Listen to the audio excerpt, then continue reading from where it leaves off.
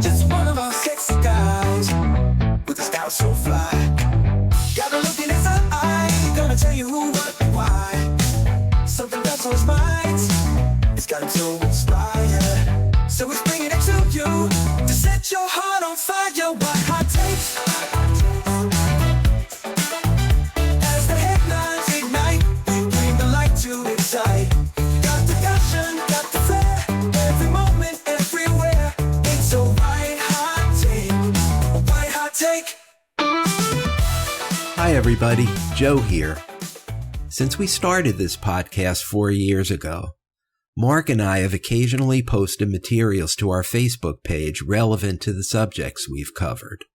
Usually articles or essays that reinforced or further explained some of the points we were making. But we want to try something a little different.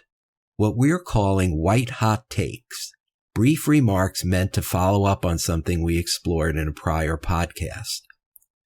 For the inaugural edition of what we hope will be an ongoing feature of Mansplaining, I have a white hot take about the disparaging remarks made by J.D. Vance about childless cat ladies.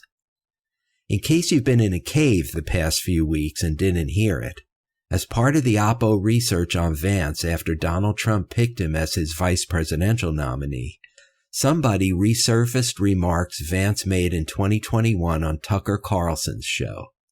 Here's what Vance said.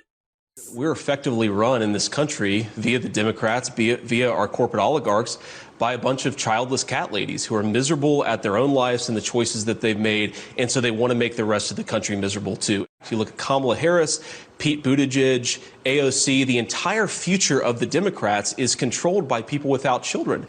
Note that Vance included in his basket of deplorables a non-lady, Pete Buttigieg, a gay man raising 2 adopted children with his husband, as well as Kamala Harris, who is stepmother to 2 children from her husband's prior marriage.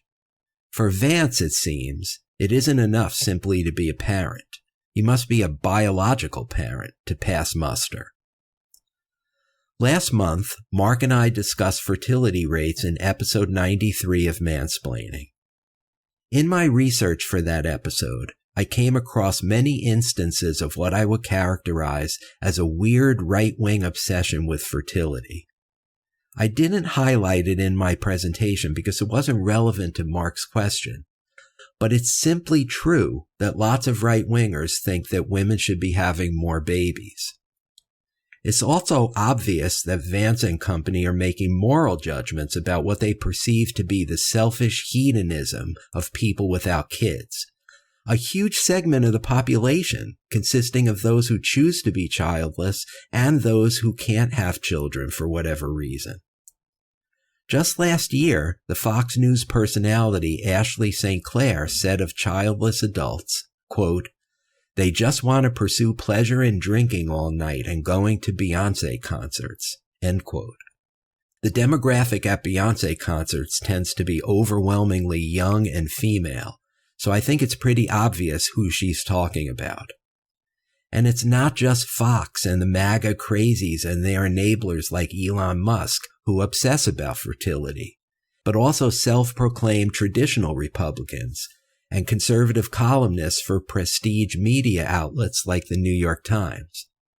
I think it's fair to say that Vance's diatribe about childless cat ladies taps into the right-wing zeitgeist.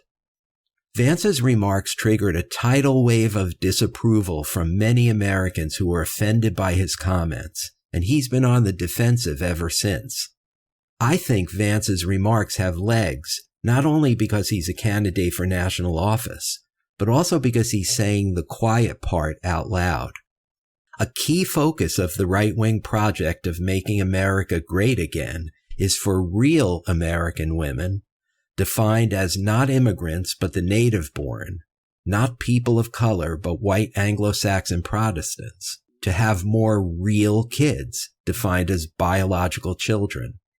The right-wing pundits at the Times, all of them male, couch their so-called pronatal views in the economic consequences of lower fertility, without ever fessing up to the implications of their arguments for female self-determination. To be sure, a real pro-family agenda of expanding the child tax credit, providing paid daycare and free pre-K, raising the minimum wage, and building affordable housing might bend the curve on fertility.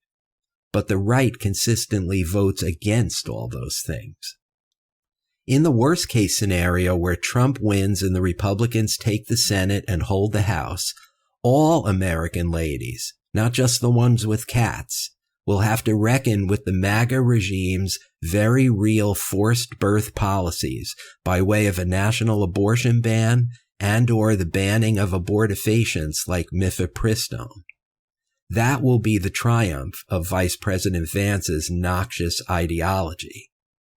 But I have some news for these reactionaries. As I already made clear in our fertility episode, the horse of lower global birth rates is out of the barn. The train of female autonomy has left the station.